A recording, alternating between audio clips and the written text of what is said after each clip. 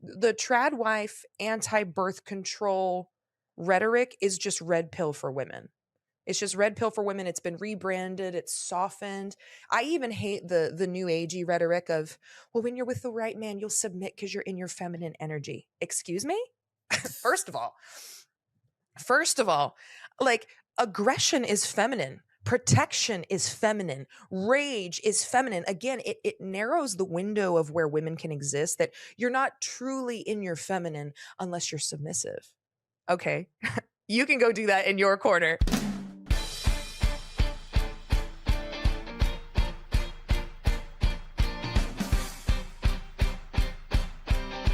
Hello, and welcome to the PoliticsGirl podcast. I'm your host, Lee McGowan. Let's get into it.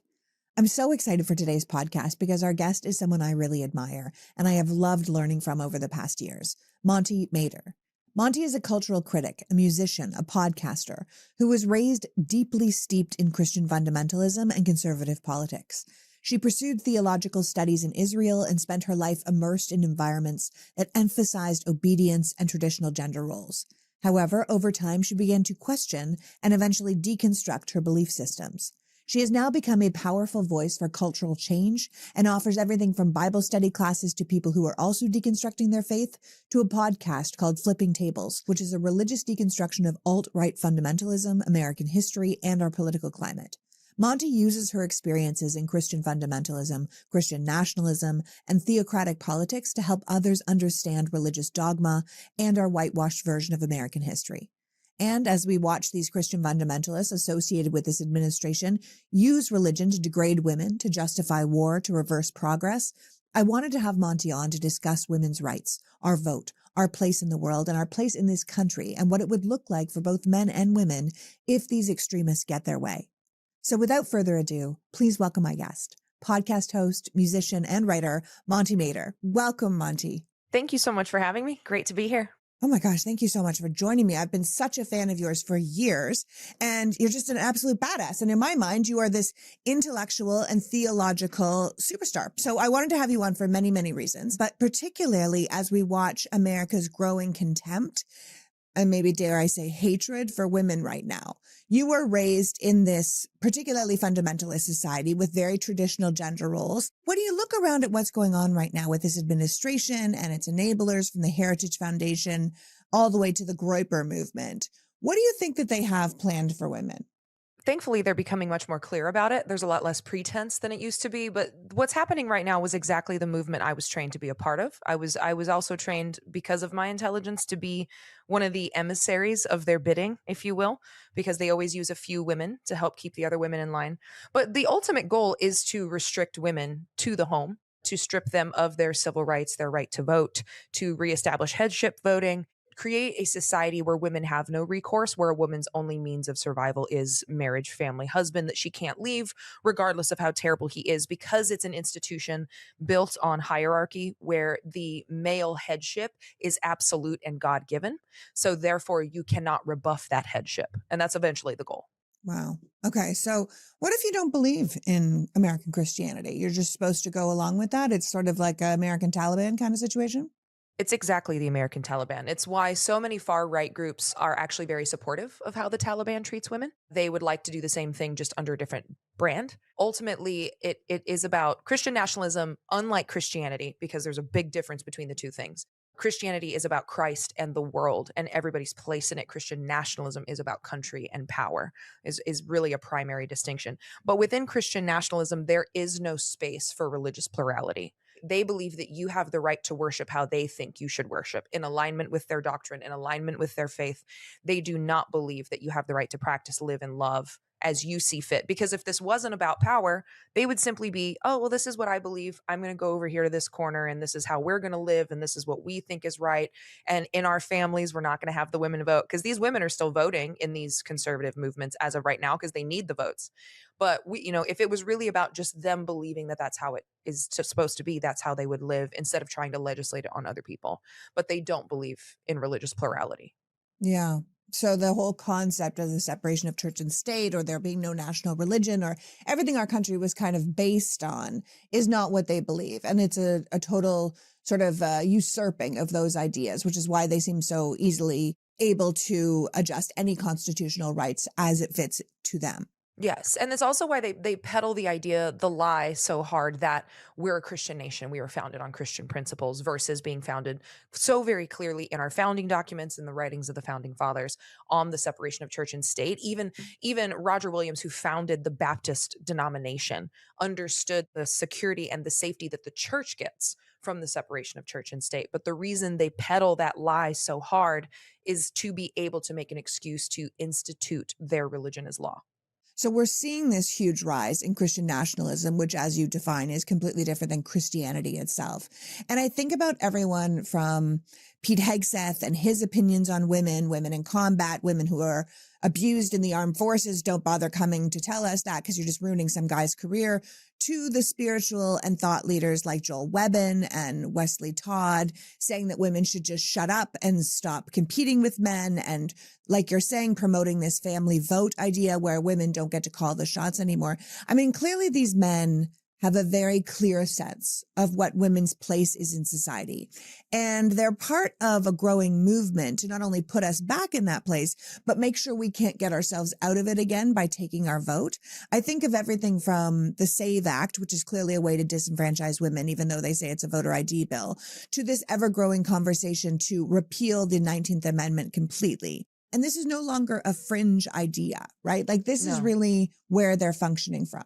Yes. And then this has been, I mean, I grew up in the 90s, and this has been since I was a kid. It was never fringe. It was just quiet. So in the church I grew up in, it was very much played as like, well, ideally, the father of the household would vote for everyone in the family. Ideally, your dad would take care of you until your husband can take care of you. So the belief system was the same. The proposition was different, because if they came out and said, we're going to take away women's right to vote, if they came out and said, we're going to attack birth control, which is also part of this movement, then they would lose the vote. They would lose people. It would derail. So they had to play subtle long enough to get enough power. And now they believe they have enough power, which is why one of the great things about what's happening, which is a terrible sentence to say, but one of the great things that's happening is there's no pretense anymore. Yeah. There's no pretense. There's no hiding it. They're being very clear about what it is they want to do. But that has always been the goal. The Quiverful movement, which is the foundation of this headship voting, this idea of pushing women back in the home, that feminism is the true great enemy, has really been building since the 70s. The rise of the new moral majority that showed up after Nixon is really where all of this came from. And it became this political movement to hijack American systems and create it in their own image. Yeah. And they've been very, very effective at doing it. It's sort of where the abortion, came from. It's how Reagan got elected. It's how the Heritage Foundation first found themselves, basically dictating Republican policy. I think about Scott Yanner, who is part of the Heritage Foundation, and how he recently did a speech saying that every effort has to be made to not recruit women into engineering or med school or law school or the trades, that we should be celebrating male excellence in all facets of life because successful men mean happier citizens and a stronger nation. And I'm like, yeah, maybe because unhappy men kill people, right? They kill people from their spouse to school children to themselves. They rape and torture children. We've seen this now, that we're in this position now where unhappy men act out on society. So in some ways you could argue his argument that if men had all the power and men had all the jobs and women were subjugated to them, they would be happier. And you're like, but society would not be happier. The men would be happier. He went on to say that medicated, quarrelsome, meddlesome women gain their meaning through the participation in the global market, but it makes them agents of the new world and not new life. And those kind of women are the ones that are the backbone of every left-wing cosmopolitan party. And he's talking about everything from Britain to the Democratic Party here in America. But if women have fewer options, they're going to have more children, then they will be bound more tightly to the men in their life. And it's this idea that we have to drag women back to when they only had the choice to submit. And that's going to make the country a better place. And I have to tell you, as a woman who also grew up in the 90s and did not grow up in a Christian fundamentalist environment, this seems antithetical to everything I was taught, which was you can be anything you want to be. You can do anything you want to do. Women are just as good as boys. And now I'm going, oh, that was never how a lot of these men ever believed. I caught the tail end of it because I was a little in 90s, but it was still happening, and I remember those conversations occurring. And it just has grown in steam and been rebranded going throughout all of this. But it's really about dependency Yeah. because there's a couple gaping enormous flaws in this logic that they refuse to address. And the first is these repeated claims that the natural state of woman is in submission having children. If it was natural, it wouldn't require violence, force, indoctrination, or a legal system to enforce it. It's not natural. It's natural for some women, but the only way that you can believe that all women are meant to be in the home with kids, this is all of their natural state, is if you do not believe that women are unique people. They're just vessels. And in their belief system, the womb is a weapon of this ongoing Christian war. That's the first problem.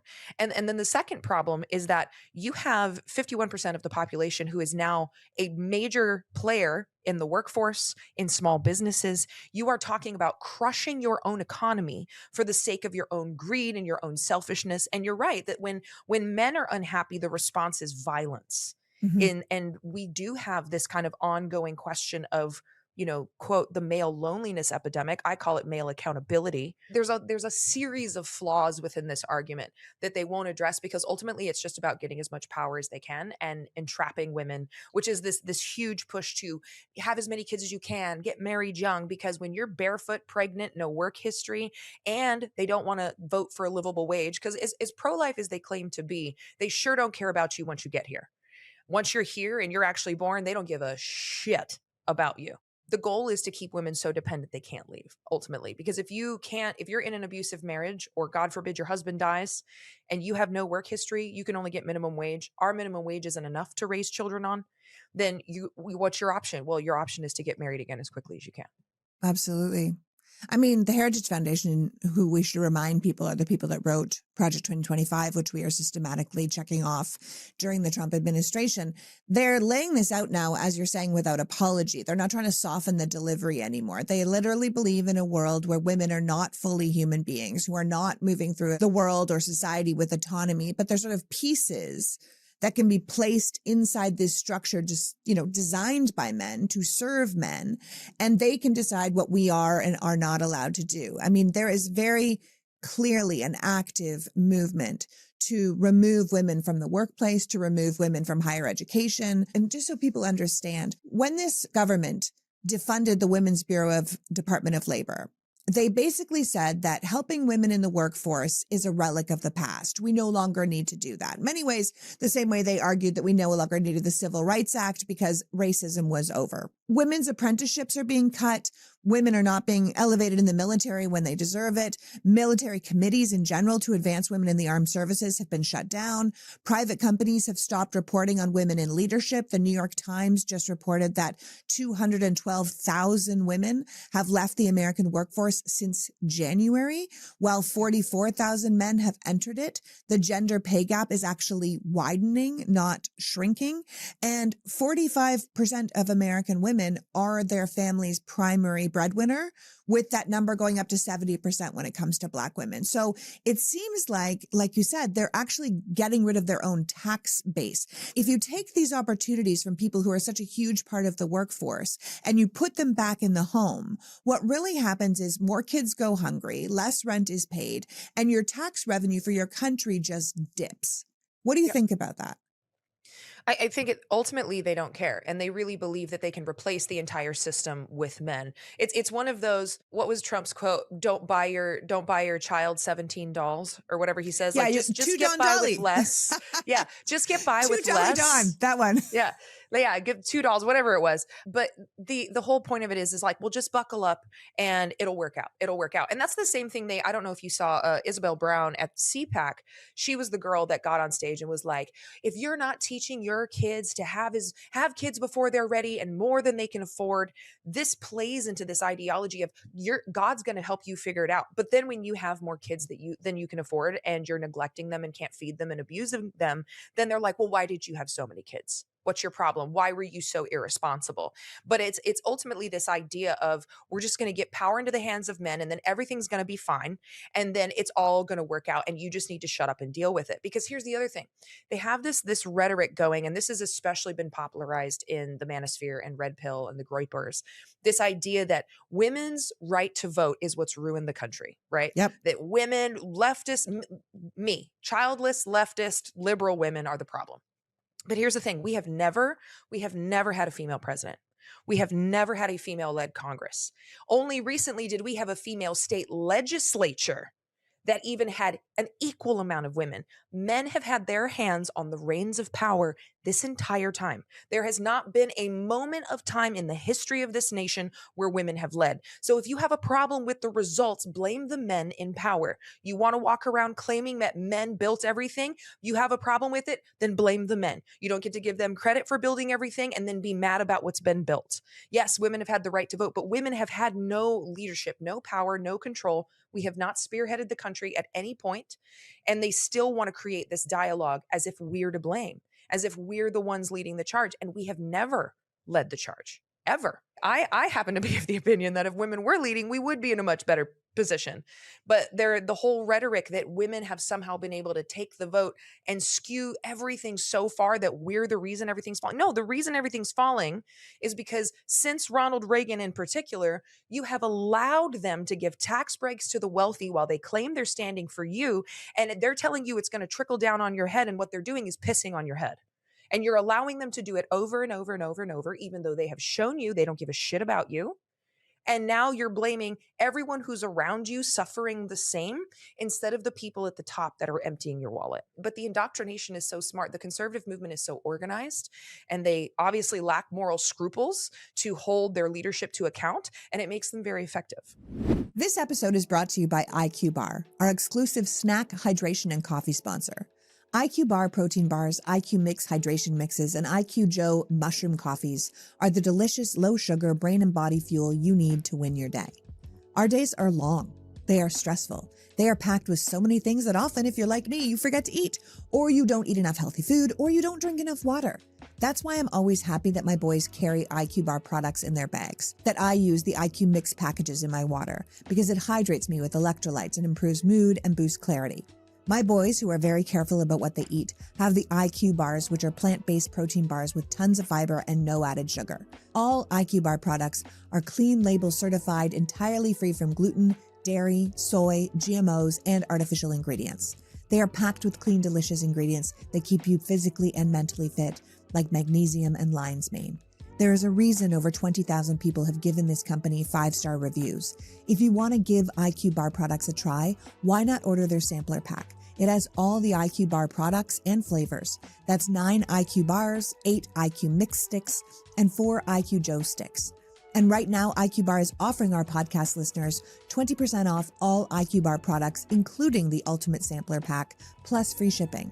To get your 20% off, text PG to 64,000. Text PG to 64,000. That's PG to 64000. Message and data rates may apply. See terms for details. I've been doing a spring reset with my closet, focusing more on quality over quantity, trying to build a wardrobe of pieces that are so well made that they will last and I don't just have to keep buying and buying. And I often just come back to Quince. Quince makes beautiful everyday pieces using premium materials like 100% European linen, organic cotton, Mongolian cashmere, with styles starting around $50. The new spring pieces are lightweight, they're breathable, they're effortless. It's just the kind of clothing you can throw on and look instantly put together. I just bought a new deep V Mongolian cashmere sweater in navy blue, and I have barely taken it off. It looks cool with wide leg jeans, with straight leg pants. It looks good over your shoulder when you think you might get a little chilly. I also like the fact that Quince works directly with ethical factories, cutting up the middleman so you pay for the quality and not the brand markup. So why not refresh your spring wardrobe with Quince? Go to quince.com/politicsgirl for free shipping and 365 days of returns. It's also available in Canada now too. Go to QUINCE.com/politicsgirl for free shipping and 365 days of returns. Quince.com/politicsgirl.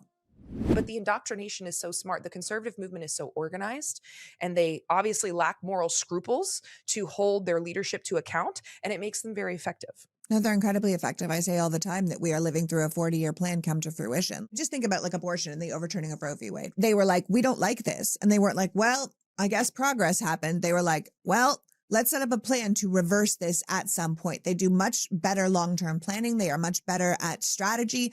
I'm looking at these Turning Point USA conferences that are run by women who all have jobs, who are making bank to convince young women to find a husband, not work, and as you said, have more babies than they can afford and are ready for, which is, like you said, it's a direct quote. Like, let's talk about the glamorized way, this trad wife culture, like what we're left with if these people get their way, because there's a reason. Like, I think it's really funny that they said that medicated women were the problem, because I was like, do you know how many women had to be medicated back when my mother was young just to keep them sane in their household? Yeah. The concept of mother's little helper was to keep women who were trapped in houses and lives that they hated with spouses they couldn't leave because they had nowhere to go. I mean, Valley of the Dolls was written all about women that just had to take medication just to like stay alive. Outrageously drug addicted to amphetamines, barbiturates, heavily prescribed, and the suicide rate was through the roof. The way that the women's suicide rate plummeted when no fault divorce was passed, like we have this illusion, and again, it was a propaganda campaign to get women who had joined the workforce during the war back in the home, because they, again, it's this whole, well, this is the way it's always been, this is traditional. No, it's not. Prior to World War II, families, you were in multi-family situations. It was too expensive to build a new home every time someone got married. Women had their parents with them or his parents with them. She was never in this situation of having to care for the whole home, all the children, and work at the same time. And as far as work goes, they're like, oh, women didn't work. Yes, they did. Wealthy women didn't, but poor women have always worked. They were always seamstresses, maids. They were always outside of the home working. They just got paid much less for it and got a lot more abuse from it. And so this idea of this being the norm, no, it wasn't the norm until the 50s through a propaganda campaign, heavily medicated women that started to fracture because women were so miserable that they started telling their daughters, don't do this. Like, the reason that jewelry is a gift, a wedding gift from a mom, is it's meant to be an emergency fund in case you have to run. That's what it's for. And so this illusion, and that's, again, like, marriage and partnership can be so beautiful. So beautiful when you're with the right person. But the reality is that life happens.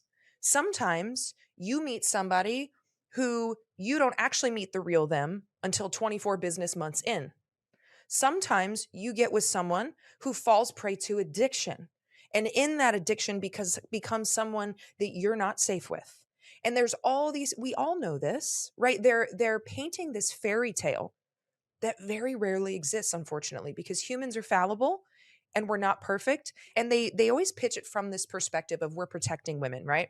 It's the same thing, the way that they're attacking birth control right now. They're going from the side effects side of things, when birth control is as safe as Viagra. Like, it's as safe as Viagra. But what the underlying assumption is that, well, we're protecting women because she's not smart enough and capable enough to be in the doctor's office with her doctor and make that decision. We need to make it for her to protect her. This language around protection is infantilization. It's this idea that a woman isn't smart enough or capable enough to be able to make that decision, knowing those side effects, or a decision about abortion on her own. And again, the goal is to take power away. That's ultimately what it is. But the rhetoric, even if you just sit with it for a little bit of time, collapses on itself pretty quickly. I really worry about young women, because I know when I was in my late teens, early 20s, I was so impressionable. I was so naive. And I was part of Christian nationalism. I didn't start deconstructing until I was 23, when I really started to see the rest of the world and I was realizing things didn't add up. But there's so many young women that are falling prey to this, and they think they're serving God. They think they're going to have this blissful life. They're going to meet the perfect man. Everything's going to be great. And what's going to end up happening is they're not going to have an education. They're going to start having kids at 21. And if something does happen, they're stuck. And that makes me very afraid, because I mentor a girl right now. She's 23. She has 2 kids. She's married. And we recently had a great conversation where she was like, I'm so glad I'm married and I love my husband, but if this doesn't work out, like, I realized I didn't have to do this. I thought I did. I thought I had to do this to be correct in society and to be loved as a woman. And I'm so glad she's learning that, but she already has 2 kids now. So if something does happen, she's in a tough position. I worry about a lot of, especially the late teen girls that are kind of falling into this movement, because red pill, the trad wife, anti-birth control rhetoric is just red pill for women. It's just red pill for women. It's been rebranded. It's softened. I even hate the new agey rhetoric of, well, when you're with the right man, you'll submit because you're in your feminine energy. Excuse me? First of all, like, aggression is feminine. Protection is feminine. Rage is feminine. Again, it narrows the window of where women can exist, that you're not truly in your feminine unless you're submissive. Okay. You can go do that in your corner. Take a look at the animal kingdom. That ain't it. You know what I mean? Like, take a look at lions. The male lion lies around. The male gorilla lies around. They don't like to have a competitor. Any other alpha of that group is drawn away. And it's the women who hunt, the women who fight, the women who protect. And I think that is ridiculous that we would assume that was natural when everyone knows that we've known for years that a woman can, like, lift a car if her baby's stuck under it. Like, women are all power. And I think the thing is that these Christian thought leaders are telling us that society fell apart when women got power, when women got the vote, when women left the home, that liberal women are the bane of society. It all feels very original sin to me that women are to blame. And I'm sure that must feel very normal to you if you grew up in that kind of society. Well, you're used to it. I mean, that is kind of a core teaching. So the foundation of especially fundamentalism and Christian nationalism is, the first thing they teach you is that when you're born, you're sinful, you're going to hell, you're broken, you can't do anything good. Only God can do that for you. So they lay a foundation of you not being good enough. You're sinful. You can't trust your own intuition, right? Trust not your own understanding. So you grow up with this self-questioning, and you never really learn to trust your own intuition. They train that out of you very, very young.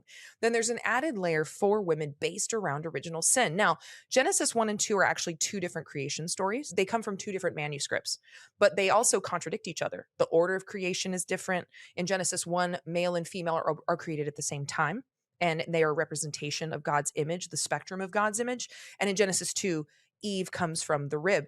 That's the reason that the legend of Lilith originated in the first place. The alphabet of Ben Sura was trying to explain the contradiction between Genesis 1 and Genesis 2. Explain to people who don't know Lilith. Lilith is, according to legend and myth, she is Adam's first wife. So if you believe the legend of Lilith, she is the woman mentioned in Genesis 1. And so what happens is man and woman are created at the same time. Lilith refuses to submit. Specifically, in the text, she specifically refuses to submit sexually. She will not take the sexually subservient position. And so then she ends up leaving the garden because of refusing to submit, and she becomes essentially a demon, and now she's associated with Satan. Often associated with Satan, yeah. Yes, when really and vampires in reality, and yes, and a succubus, all of those kind of things. And then Eve is chapter 2. But the legend of Lilith was created to try to explain the contradiction between Genesis 1 and Genesis 2. And the contradiction is, well, they were written in different time periods and they're different manuscripts. But one of the things that happens, so you have that first layer of fundamentalism where they teach you that you're worthless, you can't trust your intuition, only trust your male leaders because God ordained their authority. But then they add on that layer of, well, women are, when you as a young girl are like, well, why do I have to submit? Well, why don't I get to lead? And they say, well, it's because Eve sinned first. And it is not lost on me that Eve's first sin was eating and gaining knowledge. That's Eve's sin, right? You will become like the gods. And so that becomes a justification. And it's the reason that the story was written that way. It was a justification in the society at a time of, how do we justify the subjugation of women? They did it then. It's still being used now, thousands of years later. And in its selective literalism, we can look at other parts of the Bible that they decide we're not keeping anymore. Like, we can all eat bacon now, we can wear mixed linen. But whenever it comes to conveniency of power and hierarchy, well, we're going to keep those parts literal. And while we ignore all of the verses about adultery, we're going to keep the ones about gay sex because we don't like those people, but we're going to follow the serial adulterer, which is the most condemned sexual sin in the Bible. And it's the reason that abuse is so rampant in the church. I mean, Robert Morris just got out of prison for a 6-month stint abusing a 12-year-old for 5 years. We should tell people that Robert Morris is deeply connected to this administration. He's not just a random theologian. Yeah, he was Donald Trump's spiritual advisor his first term. There we go. And we see this over and over and over and over because you have created an excuse for unbridled hierarchy, which just means power without accountability. And it becomes more about protecting image than it does people. I live in Nashville, and the Southern Baptist Convention had to sell their headquarters here to pay for the cost of all of these sexual abuse cases and allegations. They had kept a list of over 700 credibly accused church leaders that they didn't disclose. They just reshuffled people. But it's the same thing. They would rather protect image than protect people. And we've seen it with the documentary about the victims of Doug Wilson's teachings. And it's always women and children that take the heat every time. Yeah. And of course, we can't forget that all of this is taking place in a culture and society where absolutely no one is being held responsible for anything in the Epstein files, which is, of course, rape, subjugation, torture of girls and women, some boys. And allegedly murder, too. Yeah, murder. And if you have enough power, you get away with it. We should probably also remind people that the only people in Trump's cabinet that have been held responsible for anything yet are the women. Kristi Noem, Pam Bondi. Recently, Trump's been raging about Carolyn Levitt not being good enough. These are all the women who have betrayed other women to serve the patriarchy, to serve Christianity. I think you were saying that there's always a few women out there that are meant to keep other women in line, but they're also the first ones thrown to the wolves. Yeah. When the nominations were coming through after the election, I specifically told people, and I wish I could find the video because I posted a video about it. I said, they're going to nominate these women. It's going to convince white women specifically that, oh, this movement isn't sexist. They have women leadership. The liberals are just raging. But I told people, I said, they will be the first to go and they will be scapegoated. And also, I think Caroline Levitt has an out. She's created an out by getting pregnant. And I think that was intentional because as much as I dislike her, she's not stupid. And she knew what was going to happen. She knew that hammer was going to come down, and walking away because she's pregnant and wants to be with her family and take care of her kids is the best way for her to make an escape without being embarrassed the way Pam Bondi and Kristi Noem have been.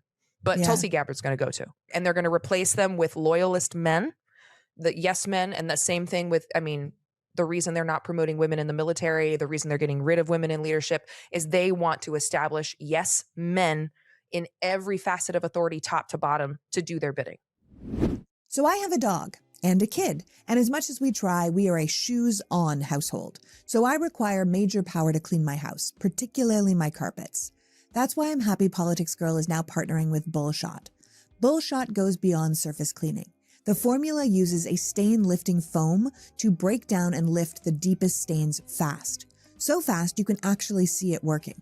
It also does total odor neutralization. It's not just masking smell with perfume. It uses an active neutralizer to permanently eliminate odors at the source.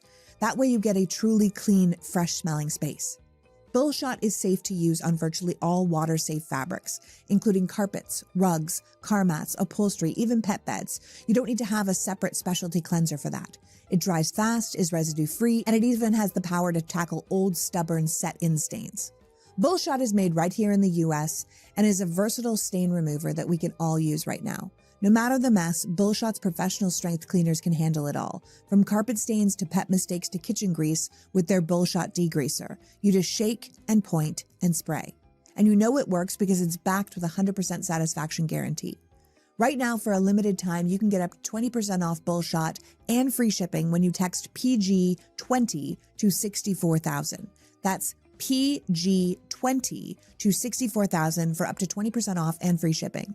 Text PG20 to 64000. Message and data rates may apply. I've said it before and I'll say it again. I have to wear a fair amount of makeup when I'm on camera. Otherwise, I just end up looking like a pair of eyeballs with some nostrils. But when I am out in the world, I have found that wearing too much makeup makes me look older, which is why I like Jones Road Beauty. A lot of my friends were raving about Jones Road Beauty because it's a minimalist makeup brand founded by makeup artist Bobbi Brown, who created these easy-to-use products to simplify our routines, and it seemed right up my alley. Most of us want to be enhancing our skin, not covering it up, and Jones Road Beauty does just that. Plus, it's particularly low maintenance in that you don't need brushes or a complicated routine to use it. If you want, you can be spruced up in just under a minute. You use your fingers and go. If you like that effortless, natural, no makeup, clean beauty look, this is something you really want to try. Their best-selling product is their Miracle Balm, which is a makeup skincare hybrid that gives you a natural glow. It can be used as a tint, a blush, a bronzer. You can use it to highlight, or you can use it on your lips and eyes. I think it's actually a great thing to give as a gift to someone older because it's simple to use and it'll make them feel better about themselves without a whole lot of fuss. I know my mom would have absolutely loved it. Maybe their Just Enough Tinted Moisturizer is for you. It's a lightweight, non-clogging formula that smooths and evens your skin tone with just the smallest amount of coverage. It hides redness, looks natural, and feels like nothing on your skin. All the Jones Road products give you that your skin but better look, which honestly I think is what we kind of all want. If you want makeup that brings out your natural glow instead of hiding it, Jones Road is the way to go. For a limited time, our listeners are getting a free shimmer face oil on their first purchase when they use the code PoliticsGirl at checkout. Just head to jonesroadbeauty.com and use the code PoliticsGirl at checkout. After you purchase, they'll ask you where you heard about them. Please support our show and tell them that we sent you. jonesroadbeauty.com, code PoliticsGirl. They want to establish, yes, men in every facet of authority, top to bottom, to do their bidding. Which is interesting because people often say, I mean, you said earlier in this, if submission was really our natural instinct, you wouldn't need so many laws, so many rules, so much violence to do it. In many ways, men are better at submitting to other men. They're so much better at submitting than women are. They like authority figures. They submit to it. They'll go in full force. I find it interesting that they spend so much time saying it's our natural state when we're the hardest group to control. Because if it was a natural state, women would not keep getting up over and over and fighting back over and over and over. It would be much easier to just submit. And we don't. And throughout history, we don't. We get up and we fight again. And there is no one who is more submissive than a conservative man. They want a more masculine man to tell them how to be a man, to tell them what to do. But think about it, even in marriages, when a woman's talking about she wants help at the home because she's also working outside the home, what does the husband say? Well, just make me a list. Tell me what you want me to do. They want to show up, check the boxes. Someone tells them exactly what to do, where to be, how to get it done, and then they want to go home. And there's nothing wrong with that. But if we're going to talk about natural states for the bulk of a certain population, that's the natural state. Women are much more free, much more harder to control. But again, the whole that doesn't fit in line with the rhetoric, and it certainly doesn't give them access to power. People love your work online because you have this ability to explain things that are very complicated and often very cerebral in a very clear way. And I was listening to you recently talk about the difference between misogyny and misandry. Do you want to talk to us about what you were saying? Because I think that people don't understand. They think that misogyny is just a hatred of women and misandry is a hatred of men, and they're exactly the same. And you're like, no, that's not actually the case. Very, very different. So misandry is the very logical response to misogyny. And it also, there's what you have to think about when you're addressing things like this is proximity to power. So misandry is a woman's not born with misandry the way that a man's not born with misogyny. Misandry develops after repeated assaults, harassment, mistreatment. Misandry causes a woman to maybe hurt a man's feelings. She'll withdraw from men. She doesn't want to engage with them. She might be a little mean. Misogyny gets women killed. Misogyny causes a man to stab a woman to death because she ignored his catcall. Misogyny leads to domestic violence. Misogyny leads to the removal of civil rights. Because when we're looking at a proximity to power, misandry holds no proximity to power. Again, what we're doing, and when we equate misandry with misogyny, we are equating the value of a woman's life with the value of a man's feelings. Those carry very, very different weight. And if you treat and you cure the disease known as misogyny, misandry disappears because it's a symptom. It's not the problem. But again, when we look at that proximity to power and the weight of the outcome, we don't hear about women attacking a man because he declined their advances. Like, women aren't doing that. But we are seeing Giselle Pellicot's case. We're seeing the 70,000 men in a Signal chat about how to rape their wives and sisters and mothers. And women are not responding that way. So misandry is it's the same thing that they say when they're like, oh, well, women have false allegations about sexual assault, which false allegations range about 2 to 10%, which matches every other violent crime, false allegations, car theft, abuse, murder, all those things, all those false, it's the same. It is no different than any other crime. And what that means is that at minimum, 9 times out of 10, a woman's telling the truth. But what it is it's a scapegoat to say you have to be perfect before I'll acknowledge problems. And as long as you're not perfect, I refuse accountability. And I tell men that I speak with, I'm like, if you are more bothered about 10% at the most false allegations than you are the 90% of the time that it's true, you are the problem. And this is not a conversation I can have with you. But they do the same thing with misandry. Oh, these women hate men. No, women are talking about your bad behavior. Women are addressing it. Women are refusing to put up with it. Oh my God, she said something that hurts your feelings. When the inverse, the other direction with misogyny is women are texting their friends to go on a date, sending a picture where they're meeting. I'm going to check in with you so that I'm safe. I'm making sure I don't let him pick me up because I don't want him to know where I live. There's a very, very different weight of power and outcome that's causing that. And misandry is the result of misogyny. Yeah. Misogyny is almost a system of beliefs and a power structure that devalues women, that puts them in jeopardy. I remember watching a TED Talk once where a guy wheeled out an entire huge blackboard and he put a line down the middle of the blackboard. And on one side, he put men and on one side, he put women. And he's asked the audience, he said, okay, men, what do you do in your daily life to make sure you don't get raped? And some guy was like, don't go to prison. And he was like, okay, don't go to prison. Yeah. He wrote that. Don't and then go to like, jail. Yeah. He was like, what else? And they were all like, And he's like, okay, you guys think about that. Let's go to the women. And it literally never stopped. They were like, don't wear a ponytail while running. Don't walk to your car at night. Make sure you don't park by do this. Like it was, and it went on until he just kept writing and writing and writing until the women's entire side of the blackboard was filled with things they have to think of and do to not be attacked in their society. And then he came back to the men and he said, have you thought of something else other than not going to prison? And like every man in the room was like, silent. They couldn't believe what had just happened.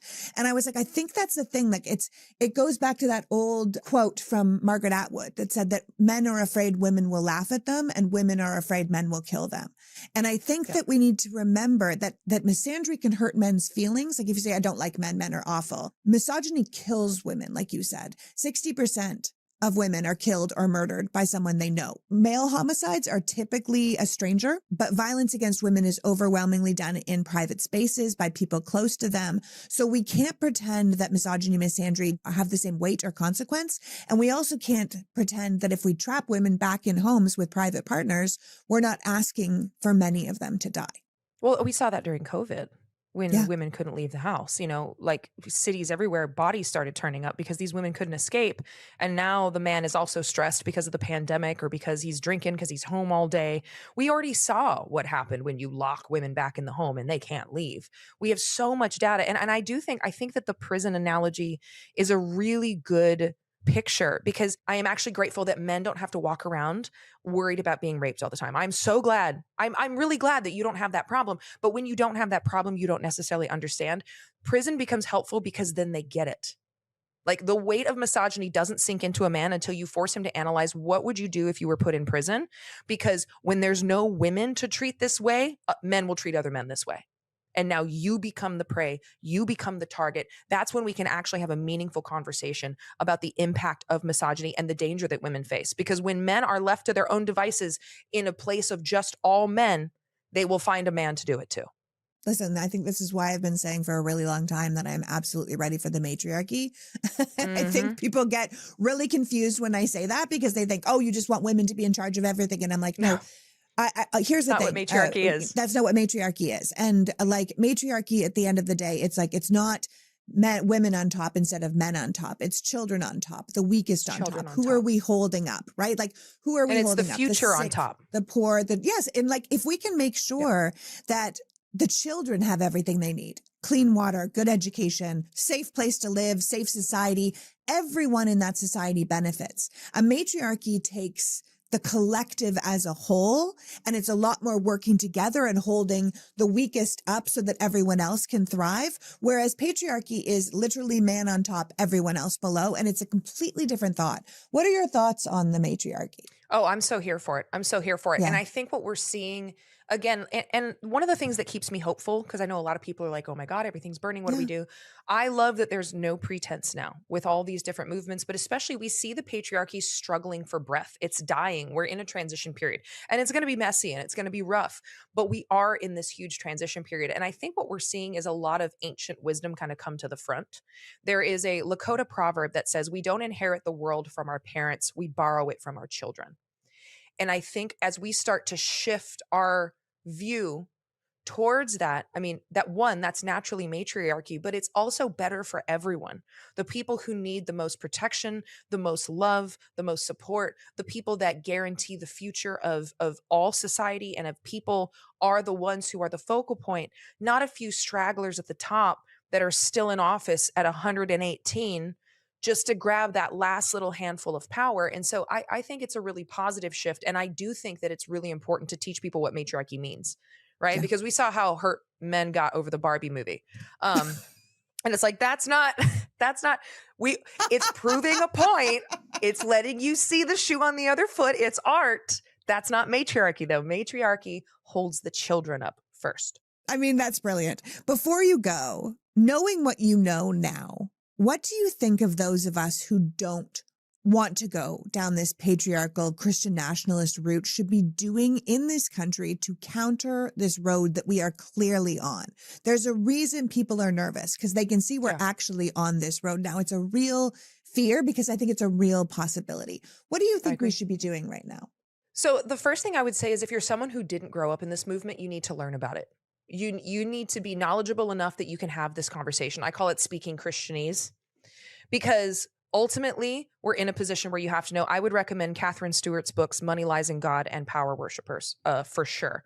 But you have to know enough that you can hold your ground with it. For women, if you get married right now, which I love that for you, don't change your name. Don't change your name right now. If you want to change and take your husband's name later, by all means do that. Do not do it right now. It is too dangerous. I would be too nervous to get married, like me personally, because of the way that they're trying to change the laws. You have got to fight with everything you have because they have been so clear about what they want to take away and they mean it the same way they meant it. You remember they said, we're not coming after Roe. That's crazy. It's about states' rights. They have lied their whole way. They have that. And now they're being clear. So we have to believe them. And that means running for school board, showing up to school board meetings. That means city council, town halls, making sure you are there, you are present, because the phrase that I use is you can't take your fist to a gunfight. Understand that these people do not believe in the rights of other people to determine their own destiny, determine their own faith. They believe in force and coercion. And I understand that people have a lot of fear around protesting, around pushing back, around being vocal. Use your voice now before you don't have one. And I understand that fear, but if we don't push back now, these people have no issue running over anyone that gets in their way. They have no issue subjugating people. I mean, we're watching red pill creators now justify slavery. We're watching people with theological backgrounds use the Bible to justify human trafficking. And so we are in a moment, and I understand that this is the hardest for parents, right? Because you have a little person who's dependent on you. And also, we have created especially a healthcare system where your ability to take your child to the doctor is tied to your job. So you speak out, you lose your job, you're in a bind. I don't want to be unsympathetic to those concerns. And which is why I take such a hard stance as a single person with no kids, because I feel like that's my role because I don't have a child depending on me. But we also all have to show up and we have to fight like your life depends on it because it does. Because we are dealing with an absolutely ruthless movement that not only do I believe we can win, I believe we will. But we also have to be very serious about who, and I'm going to use a strong word, who our enemy is. I grew up with this idea of American exceptionalism, that America was the greatest, freest, most Christian nation. And I obviously learned a lot of that's not true, but it doesn't mean that we can't be exceptional in the future. It doesn't mean that we can't look at our future and say, this is what I want to build. But it means that we have beaten them back before. This is not the first time in history that this type of fundamentalism has reared its ugly head. We've beaten them back before. We can beat them back now, but we have to take it seriously. And that means showing up to vote. That means protesting. That means being at every local meeting. This started locally. They started locally by taking over school boards. You have to get out. And I know that it's terrifying for people. but we have to use our voices now before we lose the opportunity to do that, especially as women. Especially as women. Absolutely. Thank you so much. Like, I just appreciate you joining me so much. I hope you will come back again. I love talking to you. Love to. Anytime. Tell people how they can follow your work, though, and they can follow your work moving forward, because you're doing a lot of really great things. So you can find me at Monty Mader everywhere, and it's MonteMader on all socials, and then montymader.com. And then they can follow your music there too. And you do a Bible study, Yep. which I think is so cool for people who like Yep. really truly are Christian and feel like that, but this isn't the Christianity that I grew up in or that I want to support. Yeah. I love that you're doing that work. It's just such important work. And I'm so, so grateful you came to talk to us today. Thank you so much for having me. So that was Monty Mader reminding us that the Christian nationalists are now saying the quiet part out loud, that they don't believe women should have a role in public-facing society, that for them it is all about dependency, creating an excuse for unbridled hierarchy, and deciding who has worth and who does not. So if that's not something you agree with, now is the time to fight with everything you have before the levers of power are removed from our grasp. These people aren't pretending anymore, so neither can we. I want to thank Monty for joining us today, and you for caring enough about a just and fair world to be here. Remember, we don't inherit the world from our parents. We borrow it from our children. So let's make sure we're doing what's best for them. Until next week. PGA. Before you go, I just want to remind you that this administration is silencing every voice that doesn't toe the party line. They don't care about the truth. They want state-run propaganda for a controlled society, which is why we need to fund independent media as much as possible. If you learned something from the work that I do, if you would like to get this podcast ad-free, delivered directly to your inbox along with my kitchen rants and TV appearances, please consider becoming a member of PoliticsGirl Premium by going to PoliticsGirl.com and signing up. If you are already a premium member of this podcast, thank you for your support. And if you're not a member, please consider becoming a patron of my work. If you want real knowledge in a world of lies, it is essential to support those of us out here still trying to bring them to you. There's a link to sign up in the bio of this episode, but also at PoliticsGirl.com. And as always, please like and share these podcasts so we can grow our audience, because the more people who have access to this kind of information, the better. As always, thank you for your time and support. The Politics Girl podcast is written and performed by me, Lee McGowan, and produced and edited by Happy Warrior Entertainment. All rights reserved.